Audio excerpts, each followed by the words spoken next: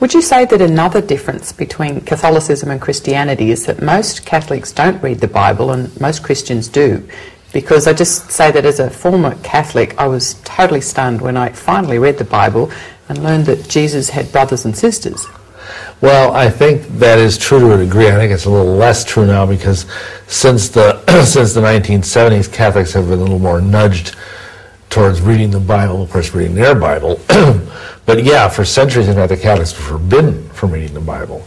They would only get whatever Bible they were given by their priests from the pulpit on Sunday morning. So yeah, that is a huge difference, is that most Protestant and other type groups are Bible-based. The Catholic Church is much more based in this magisterial authority of the Pope and the councils of the Church.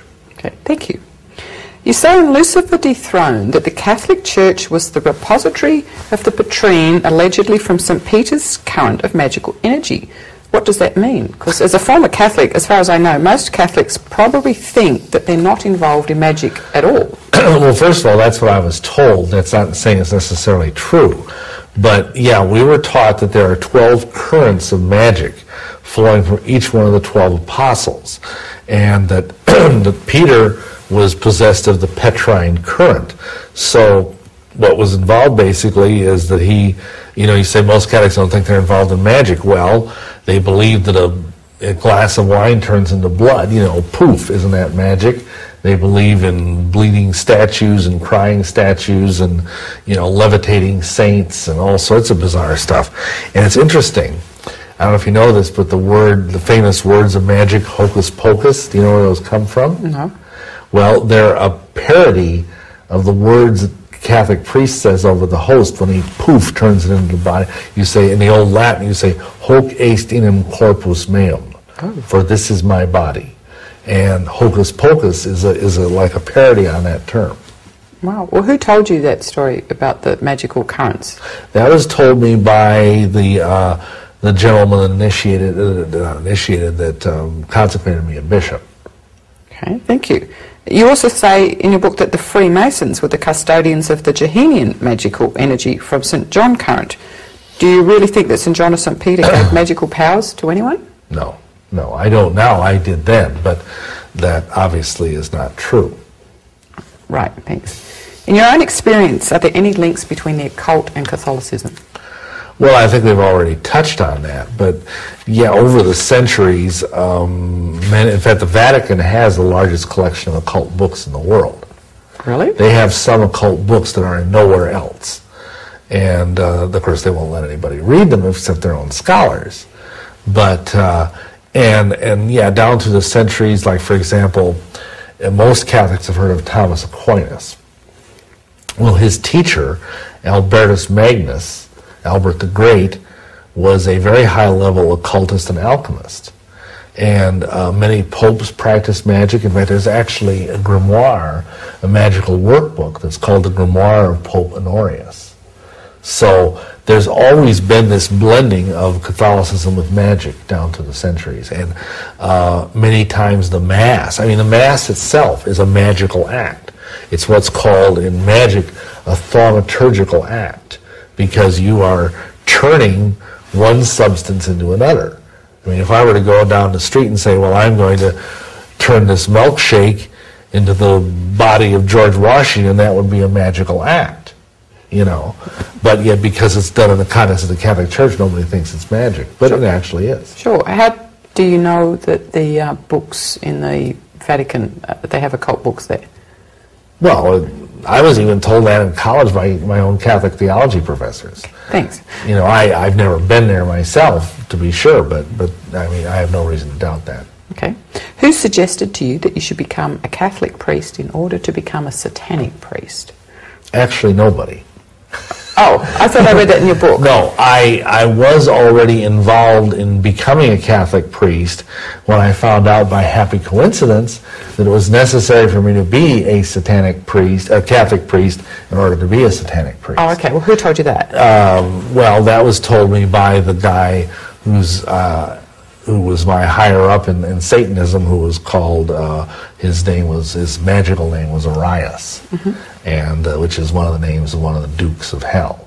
So this was told me by several different sources that, in fact, if you look at the history of black magic and of Satanism, you'll find it inextricably bound up with the Catholic priesthood, because the famous, it's called le messe noire, the black mass. You have to have a priest to do that. And that's the core liturgy of Satanism, is to do the black mass. And why did someone suggest it would help to be a Catholic priest, to become a satanic priest? Well, because, see, one of the, and this is very strange, but one of the things that some Satanist groups do, some don't, is they believe that the host, the communion wafer, is really Jesus, just like Catholics do. So that's one belief system that Catholics and a lot of Satanists have in common. And the funny thing is that they will take that host and abuse it. They'll urinate on it, they'll stamp on it, they'll do other disgusting things they won't even mention. And in doing that, they think they're hurting Jesus. They believe they're abusing Jesus. And in some cases, like kind of a low-budget satanic outfit might go and break into a Catholic church. Why do you think there are locks on the tabernacle in a Catholic church? Because in the Middle Ages, people would steal communion hosts and abuse them for Satanism. But it's obviously a lot less dangerous and a lot easier if you have a Catholic priest on staff, so to speak, who can officiate at the Mass, le messe noire, the black Mass, or the Mass of Saints Seek Hair, which is even more vile, and pull down Jesus out of heaven, put him in the cookie, and then you can stamp on him, defecate on him, whatever you want. Wow. So from your own experience, how many Catholic priests would you say are satanic priests? Or what percentage? Well, that would be hard to say. I only knew like 4 or 5. But, I mean, especially in the wake of this pedophile scandal and everything that happened down in the last couple of years in the Catholic Church, I think there's probably, it's probably a fairly small percentage, maybe 1 in 10, but that's a totally ballpark figure. There's no way to know that. Okay, thanks. Of course, the problem is that in a sense, all Catholic priests are satanic priests because they're serving a false God and a false Jesus and a false gospel. How are they serving a false God when they believe there is only one God?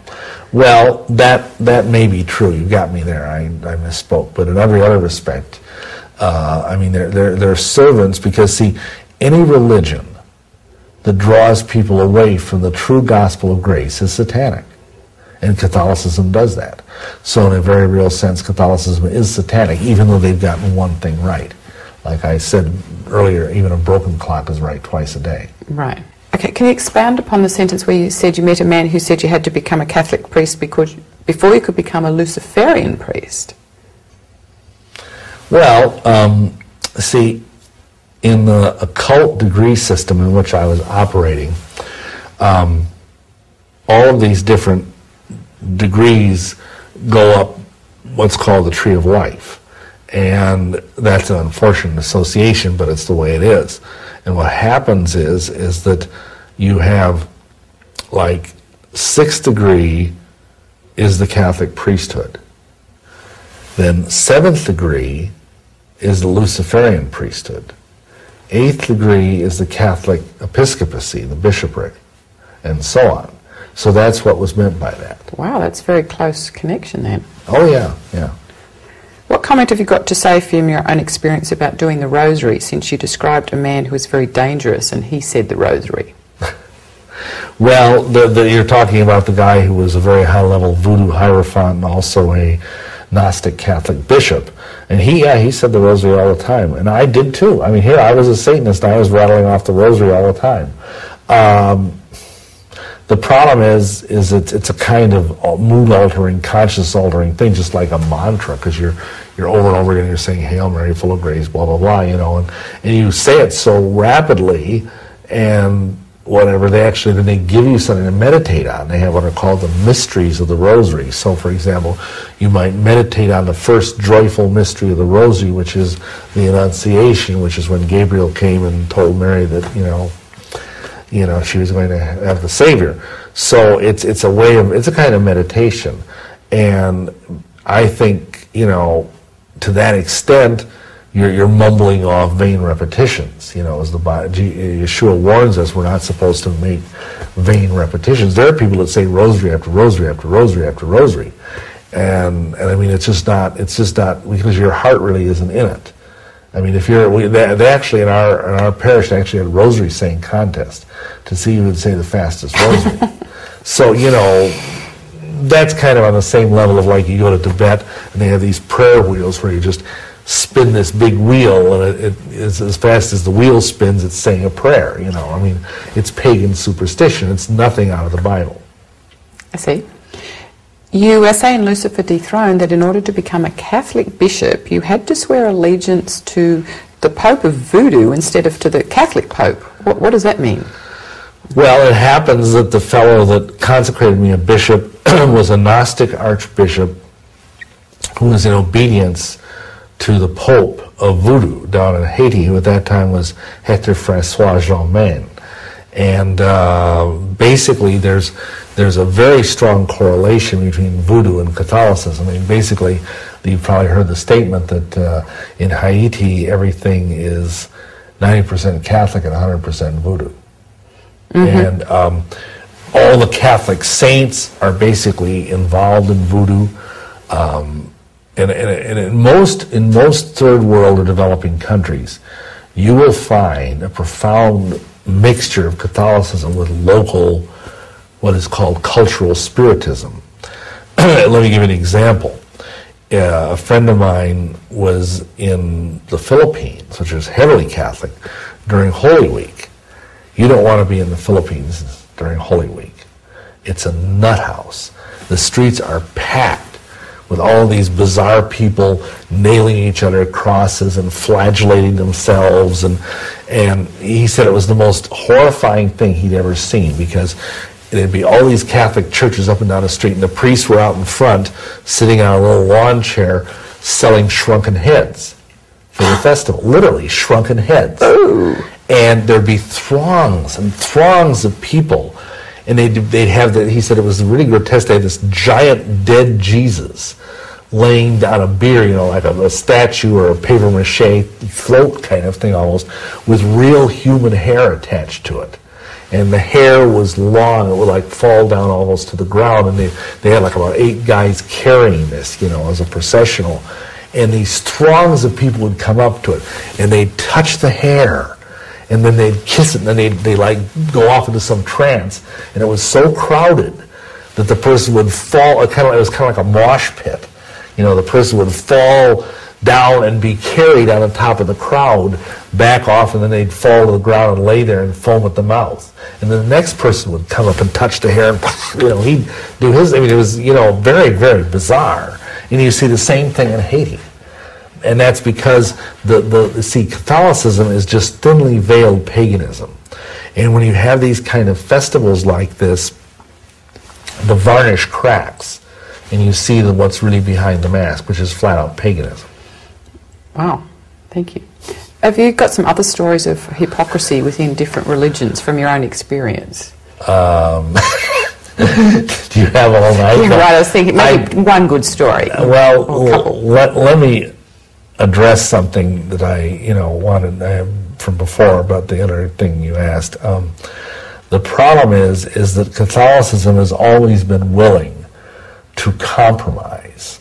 It's always been willing to go into the country, and it sort of invades and sort of take over the pagan stuff that was in that country. That's why you have all these weird patron saints and these weird practices in various Catholic countries. And it's a syncretism, which is not biblical. What does syncretism mean? Syncretism means taking a little bit from here, a little bit from there, and a little bit from here, and a little bit from there. And when you see 20th century Catholic, 21st century Catholicism, you're seeing a crazy quilt faith. And you've got to realize, I'm sure a lot of people that are seeing this video are Americans, and Catholic or otherwise. And that's not the Catholic Church I just described is not the Catholic Church they see in the street corners of Chicago or St. Louis or New York. The Catholic Church in this country, because it's in the minority, has to behave itself. But the Catholic Church in Latin America, in the Philippines, in other countries where it is dominant, where it is the power, is a ravening tiger. And all this pagan stuff just comes out in a way that you never see here in America. Because here in America, the Catholic Church has to put on its best face. And even then, we have hundreds of priests sexually molesting babies and children. Yes. So, as far as hypocrisy, I mean, you know, I don't know where exactly you're going with that question, because obviously every church, every religion has its share of hypocrites, has its share of people that talk the talk but don't walk the walk.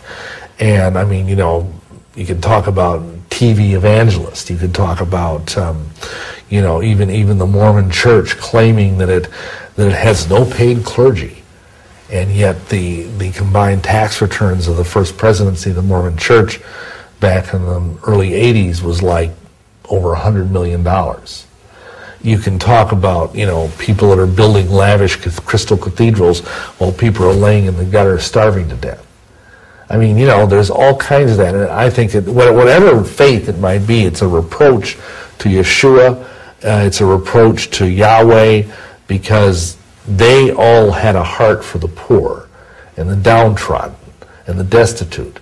And unfortunately, I mean, there's many good Christian institutions that are taking care of these people, that have rescue missions in their cities, and it's wonderful. But for every one of them, there's also some clod that's running around in, you know, $5,000 suits and $2,000 Rolex watches and whatever, and driving around in a Mercedes-Benz and saying, "Oh, I'm a humble preacher of the gospel." It's an abomination, and those people are going to be judged. I agree. Imagine that many people hear about you getting on to all this satanic stuff, think you had a bad heart. Did you? Well, I was a sinner. I had it in a sense that, you know, everybody who's not saved has a bad heart. I had an unclean spirit. But I think if you taught not just people, not just my wife, but other people who knew me back then, they would say I was basically a pretty nice guy. I was always, both of us, my wife and I, were always trying to help people. We were always trying to bring healing into their lives, and we thought these various things, whether it was the occult, or even, it sounds bizarre, but even Luciferianism or Satanism, we thought we could do these things, because a lot of people don't realize in the Satanic Bible there is a ritual of compassion, which is used to pray for healing for someone that you love. Okay, thank you. You wrote that you offered a Catholic Mass for a sign of whether or not Jesus and Lucifer were on the same side. Mm-hmm. What happened then? Well, that was one of the stranger things in my early career. I had this strange, blinding revelation in my mind that I felt I had a supernatural insight that Yeshua and Lucifer were actually the same being, which is obviously totally insane if you know the Bible. And because it was so mind-staggeringly insane, I thought, well, I'm going to do what a good Catholic priest would do.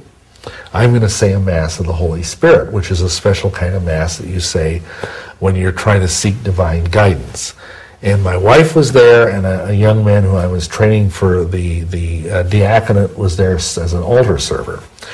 And I'm doing the Mass in my own little I had a private chapel in our apartment. And when I came to the part where you say the words of institution over the wine, you know, where you're supposed to be able to turn the wine into the blood of Jesus, as I was saying them, it started to fizz and bubble. And by the time I was done, it had turned into real blood.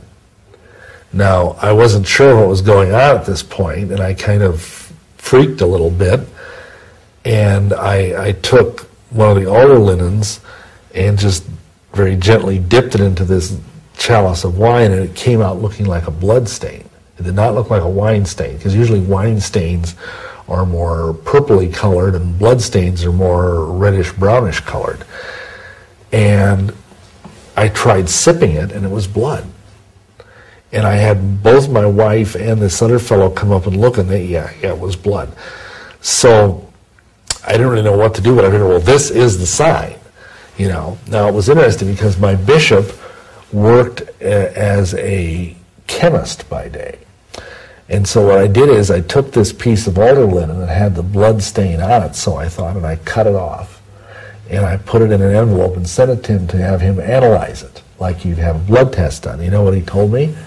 He said that it was human blood, but of a type utterly unknown. Never been seen before. Wow. So I thought, wow, this is it.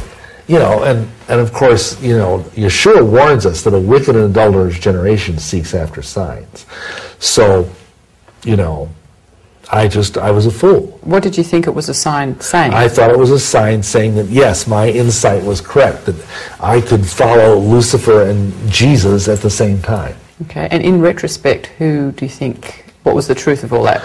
Well, of course, I think the whole Mass is a satanic sacrament to begin with, but I think that was a miracle, one of over a dozen or more that Satan did, because, the Bible makes it clear he can do lying signs and wonders so as to even deceive the elect.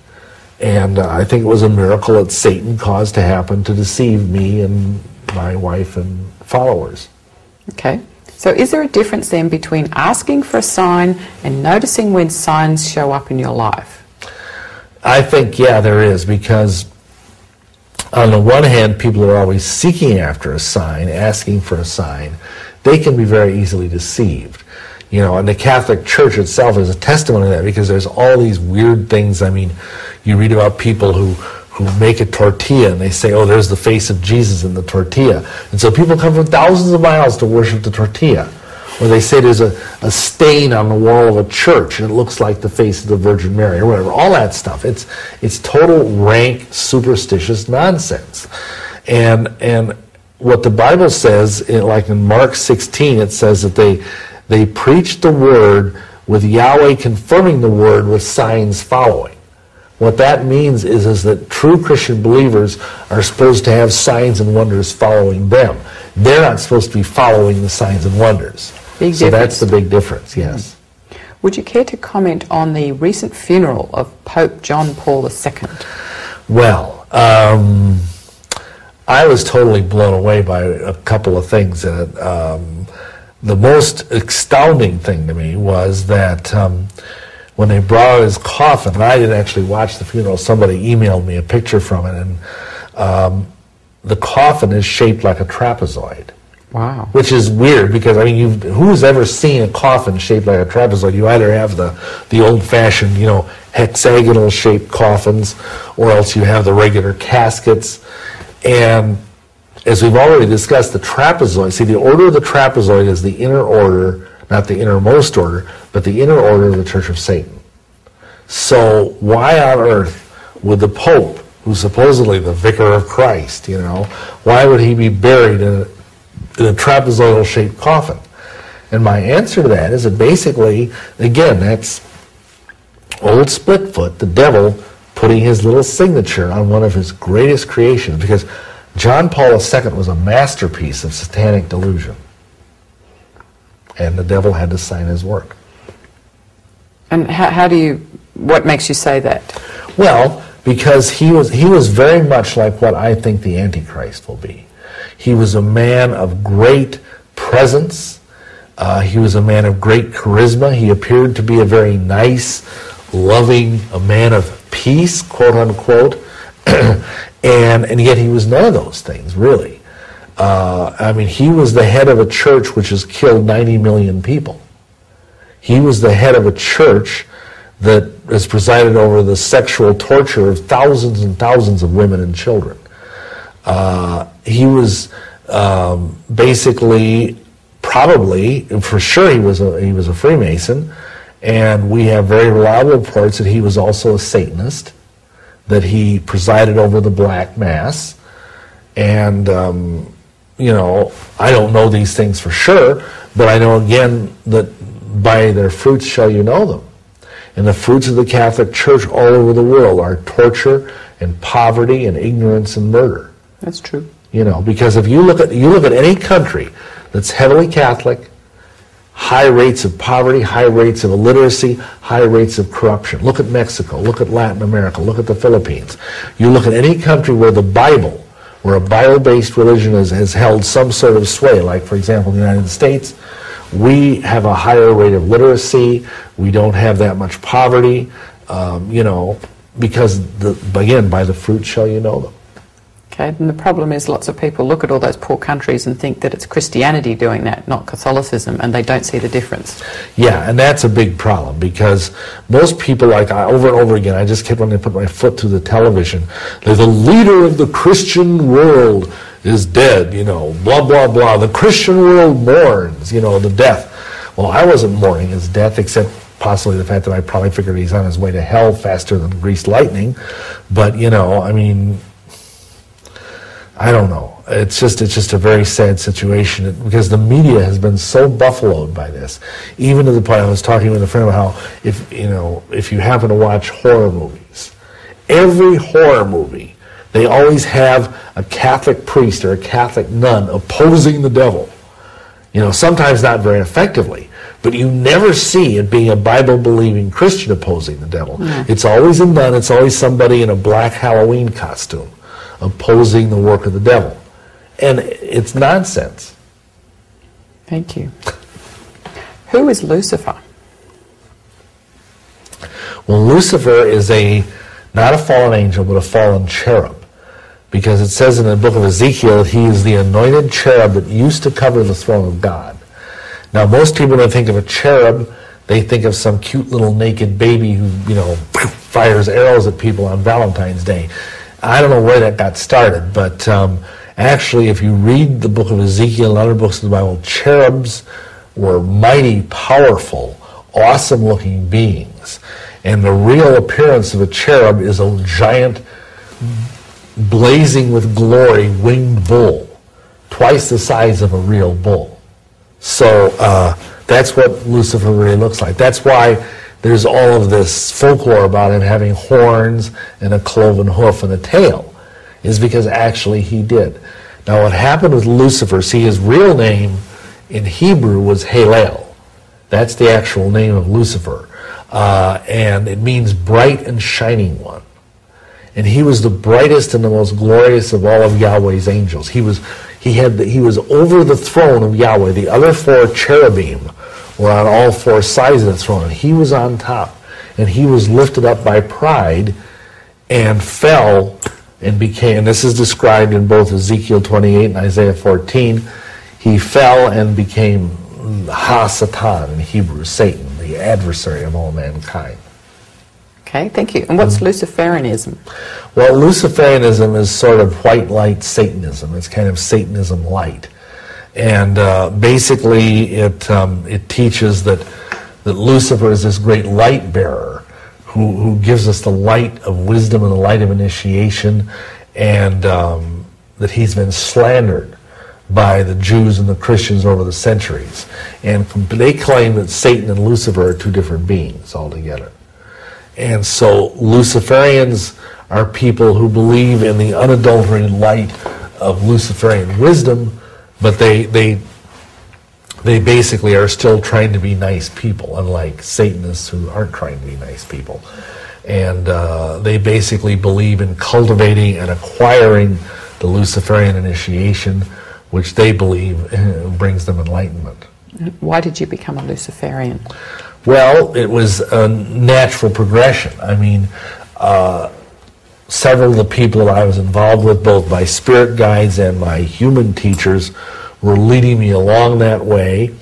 I got involved with Aleister Crowley, who was one of the leading Luciferians of the last century. And also, some of my mentors said, well, you really need to experience the Luciferian initiation. And of course, the only way to get that was to be a Luciferian. What did you do to become a Luciferian?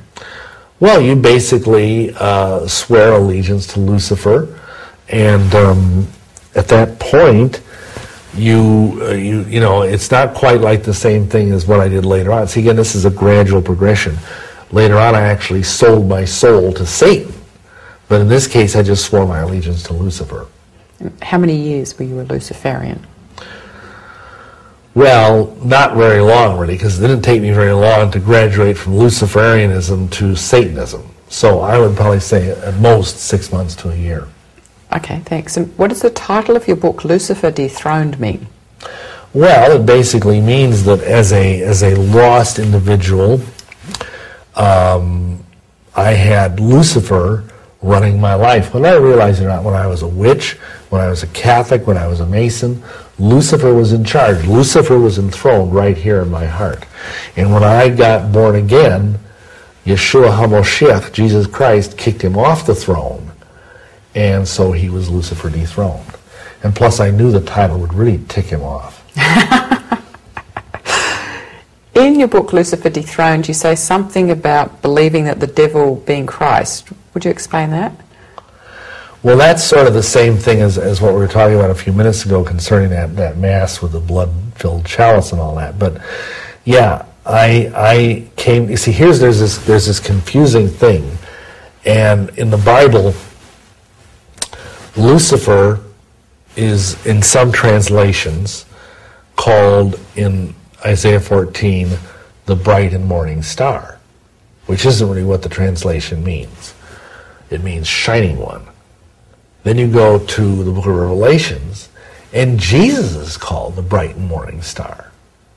Now, if Lucifer is the bright and morning star, and Jesus is the bright and morning star, if you're not really well versed in the Bible, you might come to think, well, you know, if A equals B and C equals B, then maybe A equals C. You know, so that was partly how I came to the blinding realization that Jesus and Lucifer were the same being. So you came to that realization yourself? Yes. No one told you that? No. Okay. So, well, probably somebody did, but it was a disembodied somebody. Right. Is there such a thing as a Luciferian priest? Yeah, sure. And did you ever become one? Well, in the sense that I was a priest who was a Luciferian, yes. But actually, the trouble is, see, all Satanists are Luciferians, but all Luciferians aren't Satanists. Oh, I'm confused. Would you say that again? Okay, I hope I can say it again. All Satanists are Luciferians, but all Luciferians aren't Satanists. So when most people use the word Satanist and Luciferian in almost a synonymous way, and there's only a little bit of difference between them. But what I mean by that statement is that all Satanists also believe there is a light side to Lucifer. They look at Lucifer and Satan as kind of like yin and yang, you know, the dark and the light, the positive and negative terminal that makes the universe work. And they call the false god Adonai, which is, of course, not a particularly good name for Yahweh, the true God of the Bible. So, yes, I was a Satanic priest who was also a Luciferian priest. Okay. Now, Lucifer was the most beautiful of the angels, and a lot of people think of beauty and goodness, of beauty and light as synonymous with goodness. So, what do you have to say about that? Well, first of all, appearances can be deceiving. That's why Yeshua himself warned us to beware of wolves that are in sheep's clothing. Now, what is that? A wolf who wears sheep's clothing is trying to look beautiful. He's trying to look like a cute little cuddly, warm, fuzzy sheep that you want to hold in your hand and pet and all of that. And yet it's a ravening wolf. And so right there we have this idea that appearances, whether they're physical appearances or doctrinal appearances, can be very deceiving, because all the different cults, for the most part, that are out there appear to be good Christian churches. You know, they appeared. I mean, the Catholic Church puts on that face. The Mormons, the Jehovah's Witnesses, the Way International, all these people appear to be good. And even on an individual basis, you know, there's this popular belief, oh, if you're wicked, if you're evil, then you'll have this kind of, you know, snarly, snaggletooth looking face. But unfortunately, one of the evilest women I ever met was also drop dead gorgeous. And and she was so evil, I won't even tell you that she was a vampire of the worst sort. And she was so attractive, she could just suck you into her web just like that. Wow. And you'd be dead by morning. Was she blonde? Yes. Oh, okay. Just worried. Nothing against blue eyes? No, you know. I'm just, you know. Actually, she had blue eyes. Right. Yes. So, you know, so that's the typical Hollywood goddess. Yeah, we look at, you know, we have this image in our minds because babies are born with blue eyes. We have this image that blue eyes are innocent, blonde hair is innocent. A lot of babies are born with blonde hair. And so there's this almost imprinted in our archetype of our race, that beautiful, childlike looking women, and even to a degree men, are very sweet and very innocent and very harmless. And sometimes they're not. Sometimes they are. Sometimes they're not. So how can people tell the difference? Well, again, like Yeshua said, by their fruits shall you know them. If a person comes along, as I quoted earlier on in these DVDs, if they say something that is contrary to the law or to the testimony of Yeshua, as it says in Isaiah 8, verse 20, then there's no light in them. Or if they're doing evil things, like if somebody says, oh, I'm this great mighty man of God, and yet they're out there jumping into bed with 18-year-old cheerleaders, and they're married to someone else, you can probably figure they're really not a great man of God. And I think the best way is to watch the person, is to see, because usually it's very hard to pretend to be a Christian, because the authentic agape love of Yeshua does not come out of you. It's forced. It's kind of like you got this, oh, I'm this sweet, nice, gentle Christian, and you just got to love me, like that. And it's so fake, And the other thing is if you are a true Christian yourself, you have the Holy Spirit within you, and then your spirit will witness to the spirit that's in the other person. That's called the discerning of spirits, whether or not that person is a genuine Christian. Now, I've met many people who were either well-known Christian leaders or just plain old ordinary Christians, and when I came into their presence, I could tell this person is a false brother or a false sister. And how can you tell? Is it a look in the eye, a feeling in your heart? A feeling, all of those things, but especially sometimes in the eyes, sometimes even, oddly enough, even the nose. Really? I can smell brimstone. Oh, okay. Wow. Yeah, because I think discernment is a key word for the coming times. Oh, because yes. the Antichrist, a lot of people think he's going to be very nasty, and they don't realize he's going to be wonderful. He's going to make John Paul II look like Saddam Hussein. He's going to be so nice and so charismatic and so handsome, and he's probably already walking the earth today. Wow. Do you have any warnings to make to people who get the idea that Christ told me to do it, or God told me to do it? Well, it depends. When it was a bad thing. Right. Well, again, the same verse, to the law and to the testimony. If what the person is being told to do does not conform, like if you say, oh, well, God told me to rob a bank. Well, obviously we know right in the Ten Commandments it says thou shalt not steal. Or I've actually had people tell me, well, God told me to go out and cheat on my wife, because it says thou shalt not commit adultery. What part of that sentence don't you understand? So, again, when a person says God, now obviously it's not always that clear. Sometimes people will say, well, God told me to marry this person. And they're both single, so there's no clear-cut thing. But you need to, what I tell people is when you think that Yahweh is speaking to you, and I believe he does that, it says that, we are his sheep and we hear his voice, then you need to pray and ask Yahweh God to stop all lying and deceitful spirits from speaking to you. And ask that the spirit of truth, the spirit of power and of love and of a sound mind would fill your heart, your soul, your mind. And then if that impulse, that impression is still there, then it's probably either your own mind or else it's from Yahweh. It's not a demon. Very good, thank you. Mm-hmm. You were taught that Lucifer was the father or the elder brother of Jesus. Who taught you that and why? Well, those are two different teachings. The Mormons teach... The Mormons teach that Jesus is the elder brother of Lucifer. But in Satanism, I was taught that the father of Jesus was Satan.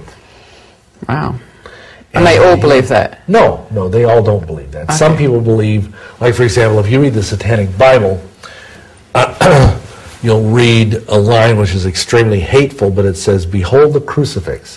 What does it symbolize? Paladin competence hanging on a tree. Some Satanists just despise Jesus and everything he stands for. Other Satanists believe that Jesus was actually a great Satanist, and that his father Lucifer slew him on the cross to free the world from the dread chains of Jehovah.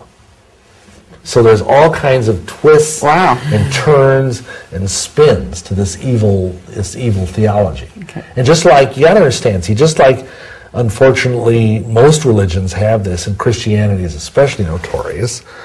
Just like there's many denominations in Christianity, there's many denominations in Satanism. Wow. So what is a Satanist? Well, a Satanist is a Luciferian with the gloves off.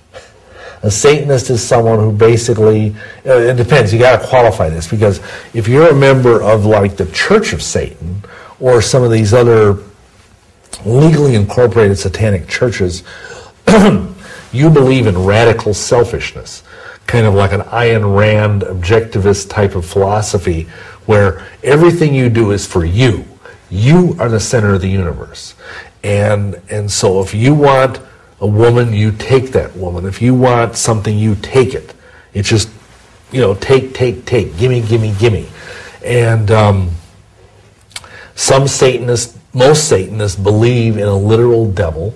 They believe he is like kind of a Miltonian anti-hero who's the ultimate symbol of rebellion. And so they believe that he is someday going to defeat Yahweh God and pull the Almighty out of heaven and resume the throne he once had up there. Because the book of Isaiah does say that the devil used to have a throne.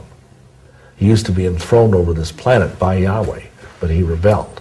So anyway, the Satanists basically believe in selfishness. They believe in fact, if you even like the nicest Satanists would probably be like the Church of Satan type Satanists. That sounds funny, and even they believe like, oh, you should just kill useless eaters. If you're elderly or if you're ill or like, someone like this Terry Schein, well, just kill them, that they have no right to live. Like I saw the right-hand man of Zena LaVey, whose name is Nicholas Schreck on Sally Jesse Raphael many years ago, say that he'd just go into the nursing homes in this country and just shoot them all right in the head, And did you believe things like that when you joined the Church of Satan? No, I didn't. I was nicer. Okay, thank you. I had a nice upbringing. I don't think Nicholas Schreck had a very nice upbringing.